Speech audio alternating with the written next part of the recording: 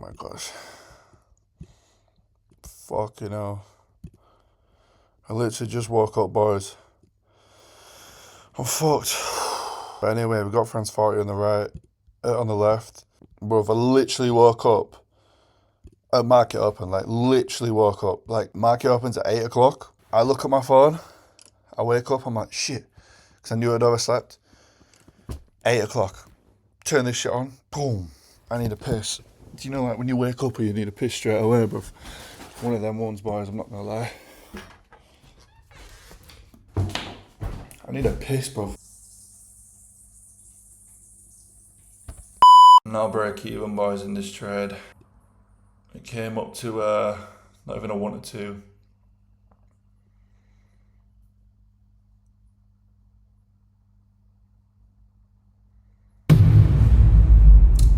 Come on, man. So just like yesterday, break even. 2 break evens. I'm on DAX right now. I've entered that shit. Like I say, if this does reverse now, and fucking stops me out, it's just another break even morning. That's all it is. That's a lovely closure on the 5 minute.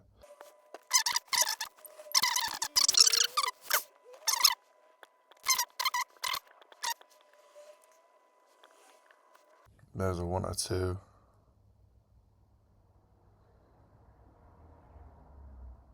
So obviously, boys, I used to go for 1 to 2. More time than not, the percentage of it when it hits a 1 to 2, the probability of it then hitting a 1 to 3 was a lot higher than it was going to be to hit a 1 to 2 to then go back to break even. Does that make sense? Just deep what I just said. The probability of it hitting a 1 to 3, if it's already hit a 1 to 2, was higher than the probability going back to break even than it was not hitting a 1 to 3. Does that make sense? I hope that makes sense.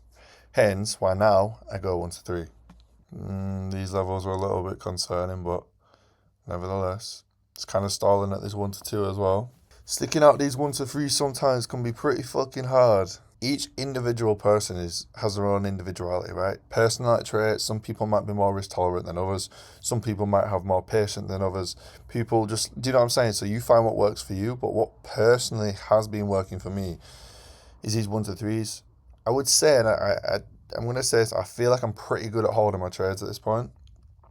And just sticking to what I fucking have to stick to, you get me? Now we have these levels back here. Hopefully we just hit the full fucking take profit.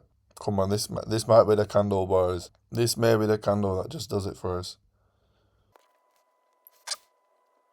Don't do that. See what it is, yeah, boys? We probably just tapped that level back here. Oh, no. That is so fucking jarring. Hold that shit, man.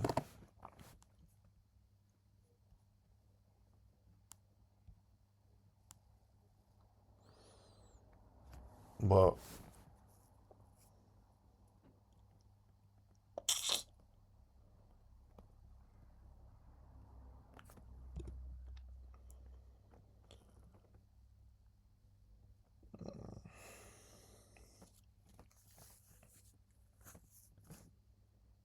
for fuck's sake.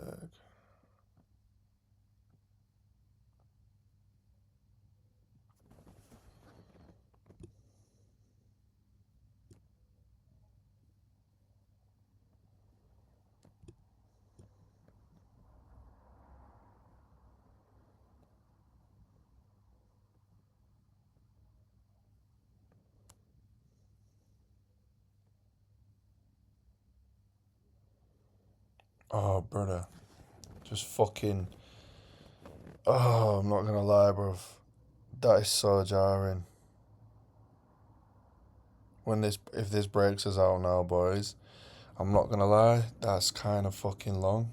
Oh. It's just part of the fucking game, man. It's part of the fucking game. Bro, you fucking joking me. Oh, brother, just fucking got break even. It was 4 fucking points. It was literally 4 points from take profit. Oh, I'm not gonna lie, boys, it's fucking frustrating. So here we are, boys, Tuesday, France 40. Original trade was a breakout. I took a long. That was a break even. German 40, breakout, long, break even. So look boys, as you can see, this is this morning's results. As you can see, France 40 came up, hit our break even point, right, ended up breaking even. German 40, so sad. Came up 1 to 1, break even, 1 to 2.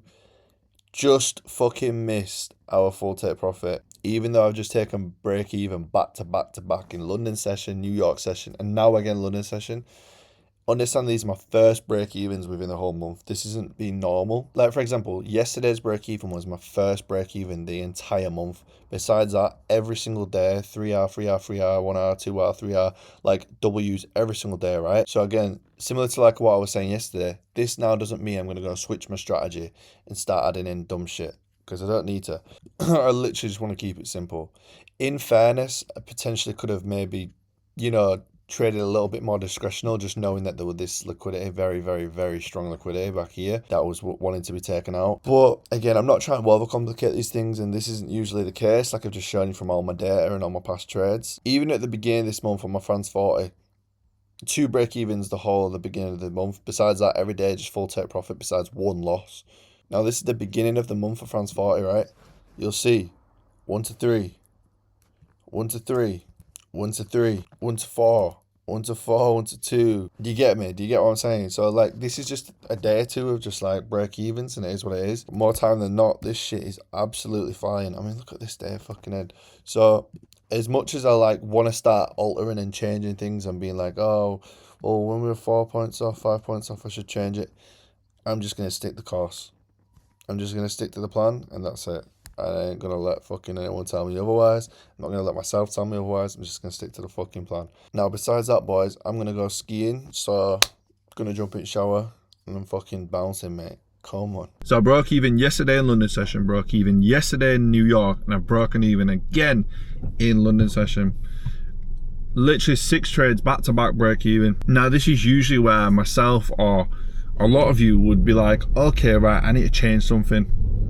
And this is where you drag out your journey of trading and learning how to trade and make it way much longer than it needs to be, because you keep switching shit. And I was a victim of this. I kept doing this. I mean, I've documented my whole journey. You boys will see. At one point I was doing 1 trade a day, then I was doing 2, then I was potentially doing 3, then I was going at 1 to 1s, and then I was going at 1 at 2s, and then I was going at 1 to point, then I was doing 1 to 2.5s, and then I was like going back to trailing my stop loss to a 1 to 3, and then all this shit, right? And it really, really, really doesn't have to be that complicated. All you have to do is get a fixed entry model, a set stop loss for each pair, whatever it may be that you trade. So for me, for NASDAQ, it's 25 points. For YM, it's 35. UK 100, it's 8. France 40, it's 8. Okay, cool. So now we have our stop loss set. Now we have our entry model set, which is going to be a breakout in my case. And now we just need a fixed RR. Now you choose where you have your risk reward system placed at. But for me, I like these 1 to 3s at the minute. This is where I'm finding the most success. I'm comfortable holding my trades and I don't mind it. Yeah, we break evens back to back, but all of my data of back testing, all of my data of forward testing, break even's not even that common. I've just ended up in a little pocket where they've all kind of fucking cuddled together, back to back to back, and that's just the way it is. So I ain't gonna change anything. I'm just gonna continue doing the same shit I've been doing. Now, I've only had 1 break even on New York the entire month. So more time than not, I'm just losing or I'm fucking taking profit. So that'll be interesting to see how New York goes today. But London session does tend to break even a little bit more than New York, just because the direction that does get found in New York is a lot stronger. The volume's a lot quicker and a lot stronger, so it pushes through further. But yeah, I ain't gonna change anything. And as well, I think it's really good for me to track this documentary, track this journey, this series, by just showing you a fixed mechanical system, like literally mechanical, like nothing's discretional right now. It's just straight up fixed. It either hits take profit when it needs to hit take profit, or it hits stop loss when it needs to hit stop loss, or it hits break even when it hits break even. A 1 to 1.5, I break even. A 1 to 3, I take profit. Simple as that. And there's no 1 to 2.345 and 1 to 2.5 and 1 to in a little bit. I'm trying to avoid doing that, especially for this series, because right now I want to track and I want to change the least variables possible. I want to have the least variables possible, because if I start changing things and doing different things, that's going to switch up my data. And if I want to have the most accurate, consistent data possible, I have to be the most consistent it can possibly be. And the reason why this is so beneficial long term, because right now all I'm doing is risking $200. $200, boys, is fucking not, especially in the world of trading. It is fucking not. Hold on, before I crash the fucking car. Right, it's literally nothing. So if I want to gain confidence when I'm risking heavier amounts, when I start risking 500, when I start risking 1,000, when I start risking $2,000 a trade, I want to have the most consistent data and be able to look back on my statistics and my probabilities and all of my data and be like, okay, cool. I'm very confident in this because this is consistent data. There wasn't many factors changed within this. So when you switch it up, that's when you create emotions, right? And I'm avoiding that. So I'm going to keep doing what I'm doing. I know a lot of you will probably think, oh, 6 trades back to back, you should just take 1 to 2s, which you take 1 to 2s. If that's your thing, you take 1 to 2s. I've done the 1 to 2 game. Personally, I'm preferring 1 to 3s. Right, yo boys, New York session, day 5, let's get into it. New York, we have NASDAQ on the left and we have US 30 on the right. So what do we do every day? We mark our resistance where price cannot break above, and we'll mark our support where price is struggling to break below. Now, whichever level it breaks through is where we will take our trade. Simple as that. Boom. I'm not looking at the higher time frame, I'm not going to the daily, the 4 hour, the 1 hour, the 30 minute, bro, 5 minutes, all I need, right? And yeah, we got quite a clean setup, if I'm honest with you, by the looks of it. All right, that's it. I have all my positions marked up. So whatever trade we end up taking is what we end up taking. And that's it, really. That's literally it. All right, market's open. US 30 is shooting all the way down. Well, can't do anything with that. Order filled. All right, order filled. Stop loss. Ah, bruv, straight away like that, yeah? Wick out straight away, yeah? Order filled. Fuck's sake, boys. I don't tend to like to take trades within the same direction, if I'm honest with you. I mean, US 30, I just didn't have enough time to get into that, I'll be honest with you.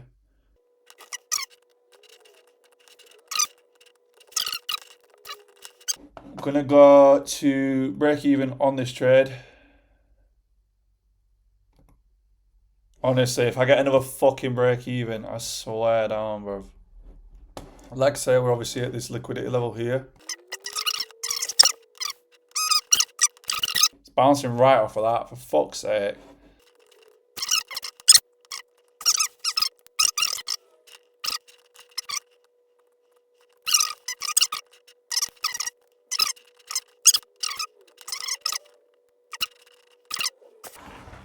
Fuck's sake. Oh my gosh.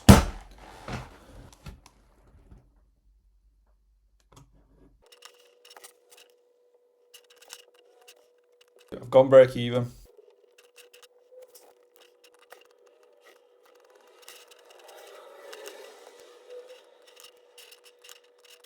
Come on, a little bit more, a little bit fucking more, push. Nah, boys, I can't do what we did this morning. I can't do what we just did this morning.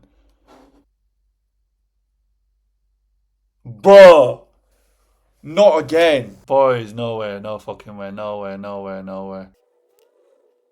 Just gotta stay calm, man. Right, that's a lovely 5. That's what I want to see. Flip. I need this to flip white now. I need this to flip white. Right, locked in my target. Profit is set. So I've got my 1 to 3 locked in. Yeah, go on, push. Push a little bit more. 1 to 4. Yeah, fuck that. Right, done, boys. Done. We got just shy of a 1 to 4 then, so we're good. So here is the days so far through 1 till 5. Every single day is a winning day, except from yesterday was a break even. As you can see, here's the RR on every single day. Boom, we're doing nice. As you can see as well on my broker, as you can see so far, we've made 3.4K. Here's every single day. Here's every single day. This is a little bit behind because like on a break-even day, just to keep my stats, I didn't want to put in the $48. I just want to keep it zero so it tracks it as a break-even day. So as you can see so far, we have an 80% day win rate. We're up 15R now. Now this 15R is the big thing about a live account. We're up 15R with this challenge, meaning I have to lose 15 trades in a row because of the compound effect of a live account. 15 trades in a row, bro. I ain't done that since I fucking started trading. I don't believe. So we're in a very good place now. I win one more day this week and it's a profitable week either way, whatever happens for the rest of the week. So we're in a good place in the challenge right now. Another thing I'm about to do, like I've done every single time, as you can see, every time I take profit, right? Every time I make profit in the account, which goes above $2,000, I'm going to withdraw that shit. So as you can see, this is the wallet. I put all the profits back into here. So as soon as this ends up being above $10,000, I'm going to do a Discord live stream. I'm going to withdraw it live and show you it received to my bank on a Discord live. So make sure you jump in my Discord. So as you can see, there's $2,688 in the account. Now I want to withdraw the 688. I don't want to have an excess. Anything above 2,000, I don't want it in my account. Why do I do this? Because it stops me from going on tilt and taking way too many trades. And it stops me from blowing my account because there's literally just not enough margin in my account if I take more than 2-3 trades to take another one, unless I start to de-risk and start risking $100 a trade and doing dumb shit. But I know and I believe I'm in a place with my trading where I've come a long fucking way to the point where I won't have to do that. But if there ever becomes a time where I go on that tilt mode, which we've all experienced, everyone's experienced, it just stops me from blowing all the progress made throughout the entire challenge and just on the live account in general. So as you can see, $688. Withdraw that to my wallet. Transfer. Okay.